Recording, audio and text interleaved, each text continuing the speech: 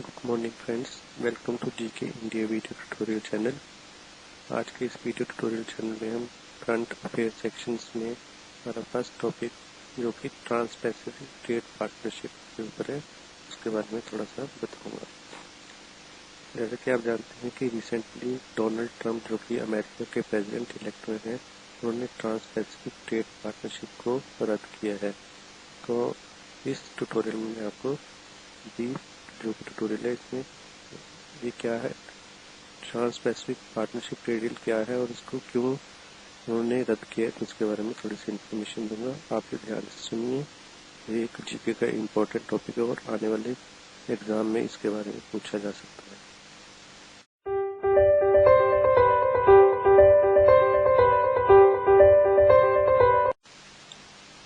दोस्तों, तो आज का टॉपिक शुरू करते हैं। जैसे कि हम जानते हैं कि डोनाल्ड ट्रंप जो कि अमेरिका के प्रेसिडेंट इलेक्ट हुए हैं, प्रेसिडेंट बनने के बाद उन्होंने एक एग्जीक्यूटिव ऑर्डर के द्वारा जो Trans Pacific trade partnership deal है उसको कैंसिल कर दिया है। एंड ये जो ट्रेड डील उन्होंने कैंसिल की है, ये पिछले प्रेसिडेंट बैरक ओबामा की फॉरेन पॉलिसी के लिए एक बड़ा झटका माना जा रहा है। दोस्तों, जो डोनाल्ड ट्रंप ने ये डिसीजन लिया है, ऐसा उन्होंने अपने एक इलेक्शन कैंपेन के दौरान किए गए चुनावी वादे यानी कि एक वोटर्स के साथ प्रॉमिस किया था। इस ट्रेड डील को रद्द करके उन्होंने अपने इस प्रॉमिस को पूरा किया है। उन्होंने यह भी कहा है कि ये उनका यह डिसीजन अमेरिका के लिए जो मैन्युफैक्चरिंग सेक्टर है और अमेरिका के जो एम्प्लॉइज हैं उनके लिए फ्यूचर में एक अच्छा डिसीजन साबित होगा।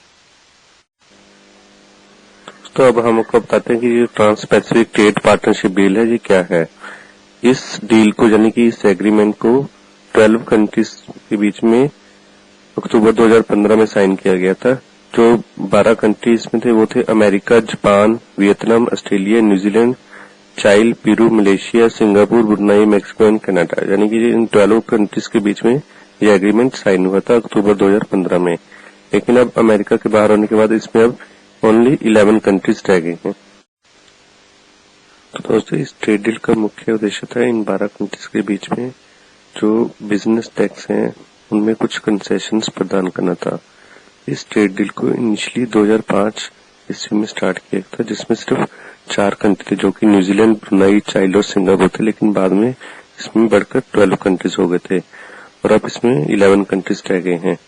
इस ट्रेड डील का एक अन्य मकसद इन देशों के बीच में आर्थिक संबंधों को बढ़ावा देना और डेवलपमेंट यानी विकास को बढ़ावा देना भी था। दोस्तों, इस ट्रेड डील के कैंसिल होने का ये इम्पैक्ट पड़ सकता है कि ये जो बाकी कंट्रीज हैं उनके बीच में जो आपसी ट्रेड है यानी बिजनेस है उसको ये कम हो सकता है। तो it is a great loss for other countries. लेकिन यह भी माना जा रहा है कि अगर कोई अन्य विकसित देश लाइक कि चाइना इस ट्रेड डील का पार्टनर बन जाता है तो इस ट्रेड डील को बचाया जा सकता है। Thank you very much.